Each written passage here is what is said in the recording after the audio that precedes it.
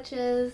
So kind of similar to what I did around Yule, I thought it would be fun to do one big vlog style video just covering all of my thoughts, feelings, and activities that I have been going through for the last couple months, and just kind of roll it all into one big ol' spring slash early summer Ostara slash Letha witchcrafting vlog. I really wanted to just sit down and not only, just show you some of the little things that I've been filming here and there, just in terms of projects and things that I've been doing, but also just to sit down and chit chat and just kind of document, as I said, my thoughts, feelings, and experiences during this time, because there's been a lot, trust me.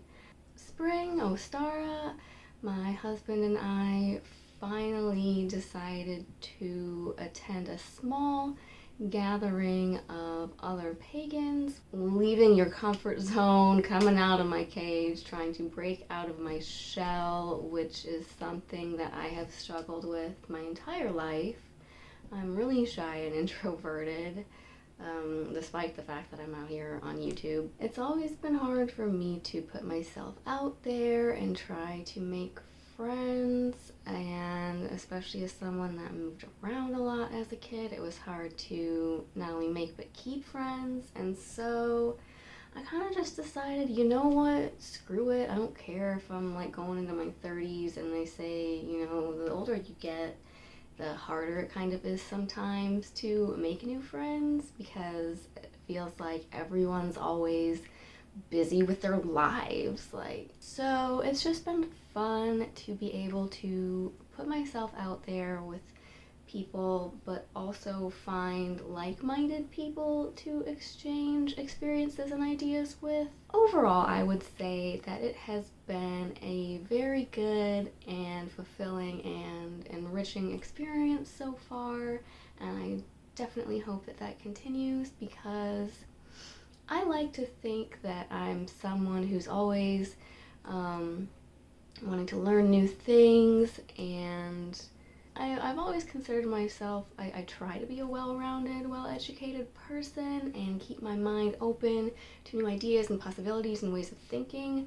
And even in spite of that fact, just in the couple months that I have been having discourses with other pagans, it's just nice to get other people's perspectives and thoughts on things, because it still, kind of forces you to re-examine your own biases and just come at things from different angles and ways of thinking that might have just never even occurred to me before. And that's just always really exciting. After that, I had about a week to recover before I went on the longest road trip of my life, and not to mention the first one that I had ever been embarking on, pretty much by myself, without my family or my husband.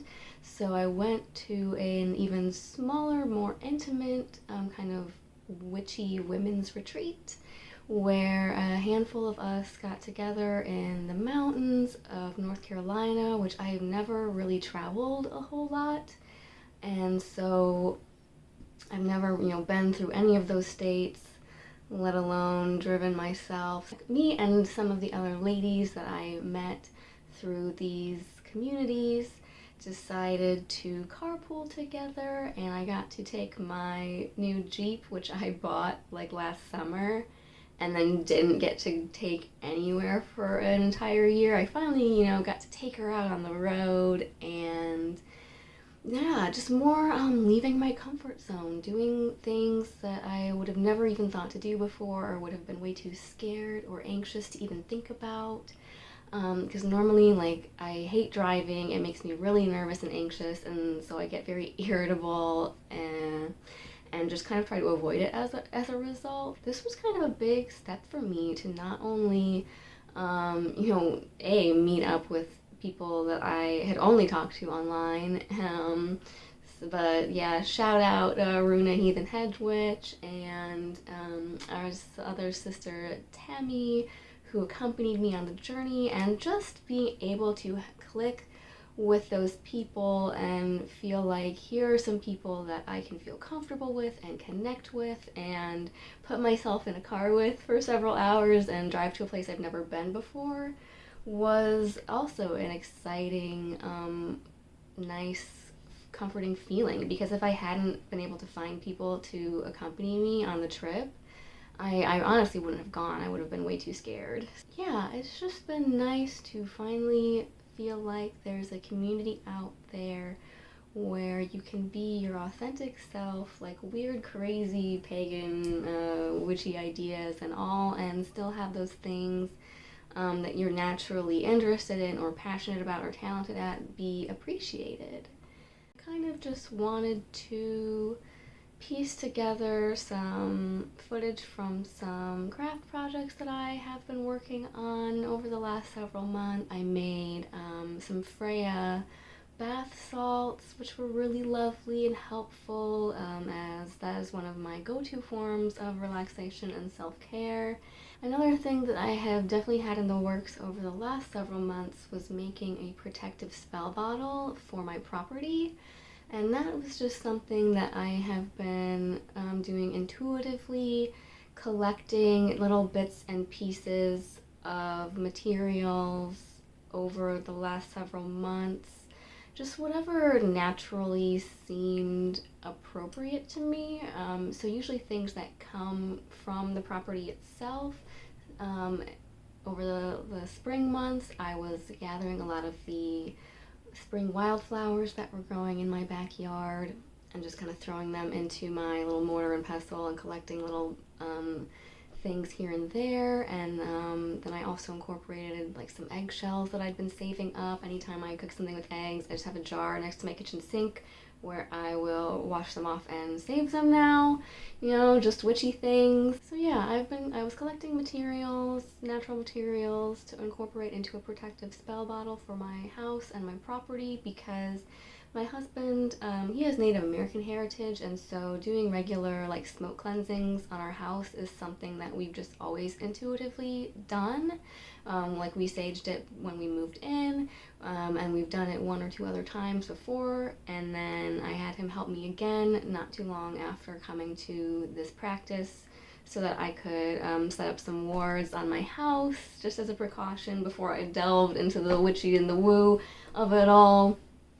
Because, you know, I'm trying to take my baby steps and be cautious instead of just throwing myself in head first to the deep end like I always want to do. So we did another smoke cleansing on the house, and then he actually helped me with putting together the materials for the spell bottles, and then I made 4 of them with just some different ingredients. I used whatever I had on my land and whatever just felt right, go with your gut. And then after that, I sealed it with some wax, which was actually left over from a candle that I had made and burnt on my Freya altar. It was like my first attempt at candle making, and then I saved the melted wax and remelted it to seal the bottles.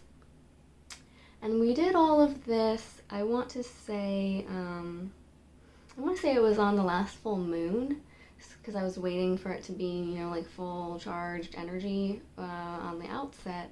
And then, to be quite honest, there they sat for a good couple weeks, because just between one thing or another, I don't know if it was, you know, the way the planets and the stars were aligned, or just work-life grind, or both, but we were both just feeling like super tired and drained and low energy after that, and so neither of us were really up to doing the last half of the stuff that I wanted to do with like the cleansing, because I wanted to do a smoke cleansing again before we buried the bottles. You know, you gotta get out all of the stagnant bad energy before you get your shit on lockdown, or you're just kind of locking it all in there with you, if that makes sense. I put together the spell bottles, and then it was another month, I think.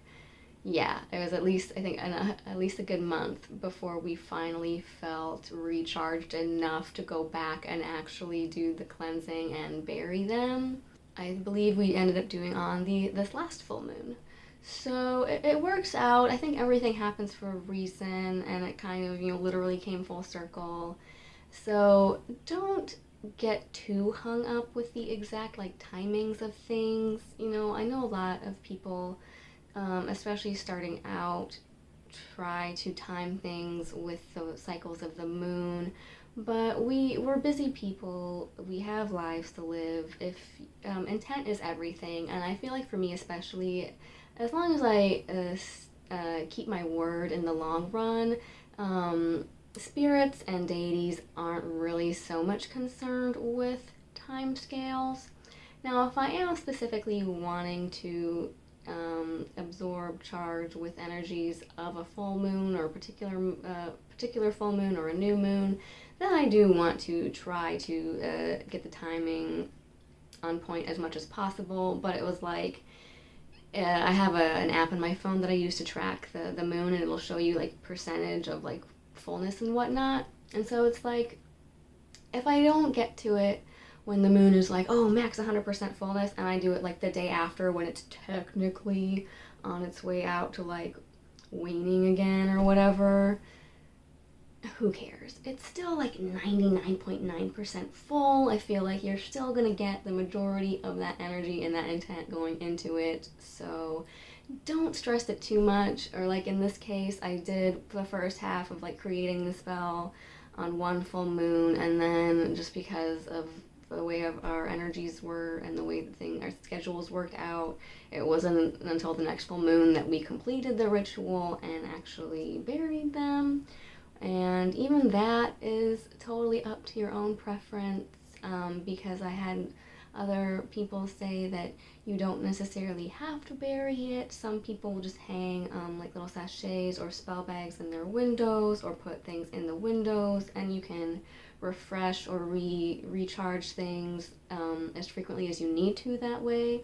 Or some people will go set them out in like the four corners but not bury it. But for me personally, I just really felt like what I wanted and needed to do was to go bury it in the four corners of our property, just to get that little extra layer of protection, not only on my house but on the land itself. Especially since we're going into summer. I got my garden started out there, so I would like all the help with having a good year of gardening that I can get, because who has two black thumbs and really sucks at keeping plants alive? This gal. Anyway, so yeah, I hope you enjoy this random, sporadic vlog. I really just wanted to share little bits and pieces that I could with you, and I'm sure there will be more to come. So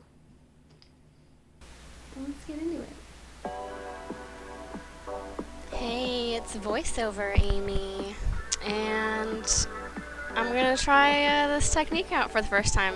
So you'll see me here putting the chamomile Epsom salts into this mason jar that I have. The struggle may or may not be real, getting it to go into the jar and not pour all over, but I get the hang of it here eventually.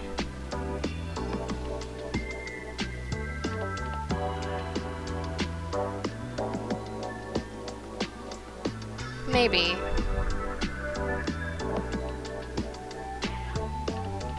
Alright, so after this, you'll see me just start to pull all of the petals off of these pink roses that I had. And this was a bouquet that I just picked up offhand at the grocery store for Freya and had on her altar. And I really like to preserve and dry bouquets. I don't get flowers very often, and I just kind of bought these on a whim. and decided to hang them upside down and dry them because your bouquets will preserve better that way. Otherwise, your stems might kind of wilt over if you try to dry it upright. And I'm going in with a little bit of my pink Himalayan salt there, trying to give it a good stir without too many of the petals escaping. I didn't leave myself a whole lot of room here for all of these roses that I ended up having. So I'm trying to cram as many of these pink rose petals in as I can. And the smell of them was really amazing even after they had been dried.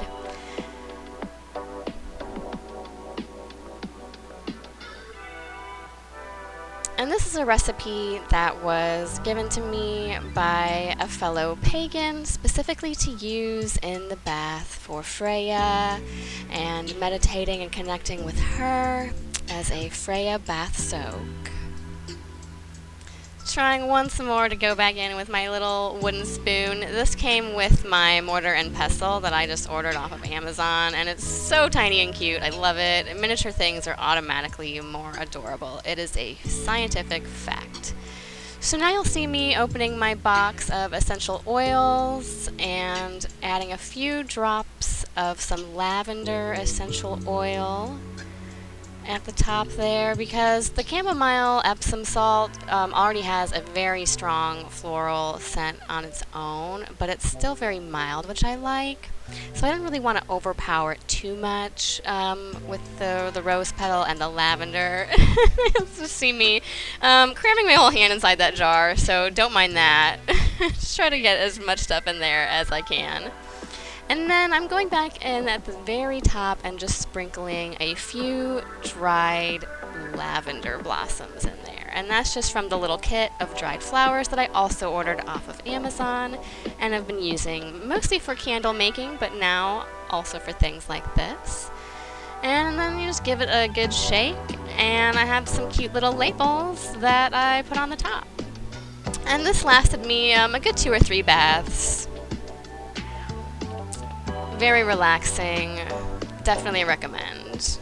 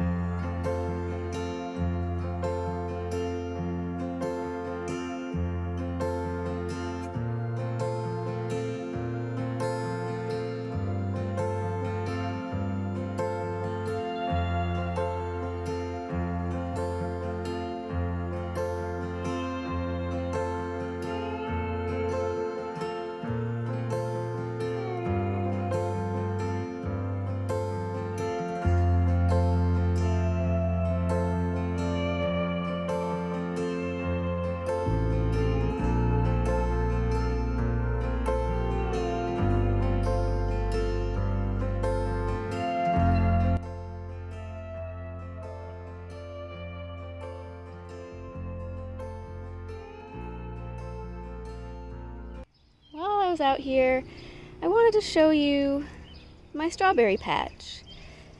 This is it. It's over here against the fence in my backyard, kind of back here near our back gate. And I just kind of picked a random spot. We started with 3 plants, and we planted those 3 years ago over here, and originally they were kind of corralled by this little rickety wire fence here so that I knew where they were and we didn't accidentally mow them over. But the fun thing about strawberries is what started as 3 plants, and you can see them here. This is what the leaves look like. They shoot out little tendrils and have spread far beyond their original bounds. You can see them going all the way over here now and kind of trailing off back there. And then there's some more that kind of go off of this side, and they've come all the way out here, kind of hidden in amongst this, whatever this plant is, that's just kind of forming an undergrowth all along my fence line here. And the interesting thing about that is it kind of provides the perfect cover for the berries themselves. And it's interesting because that these plants have been doing so well, because I had read that you're supposed to plant them in full sun, which I didn't realize until I'd already put them over here.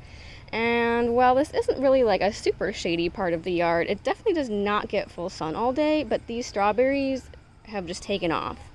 As I showed you, they've come far beyond where they originally started, and what started as 3 plants has now spread to become quite the little strawberry patch, which I'm very proud of because I love strawberries. And it's so much fun to grow something and see it produce a fruit, and then you try it for the first time and you're like, holy cow, the strawberries taste like strawberries. And the kind of fun thing about having them down here hidden in amongst this similar foliage is I think it helps keep all of the critters from finding and stealing all of my berries before I do, because you kind of have to really get in here and hunt for them. And it's kind of a fun little game because in amongst all this green, you can pretty easily spot the red of the ripe strawberries, and it's like a little treasure hunt, and I kind of get that little thrill when you're digging around in the leaves and you find one that's red and ripe and ready to be picked. This one is still a little pale on this half, so I don't know if they ripen because of like getting direct sunlight or how that works, but he's not quite ready yet. I've been trying to come out here and check them daily now that I know that there's so many that are close to being ripe. But yeah, it's kind of a fun little activity to come out here and hunt around for them. Here's some more. And then the fact that they stand out so much from like the green of everything else makes it pretty easy to find them. Ooh, here we go. Yes. Look at this ripe berry boy. He is ready to go. Yeah, you're coming with me. You really just can't beat growing and getting to taste your own strawberries. And bonus, Freya and the Vayner in particular love them as offerings. Oh my god, it's so ripe and perfect.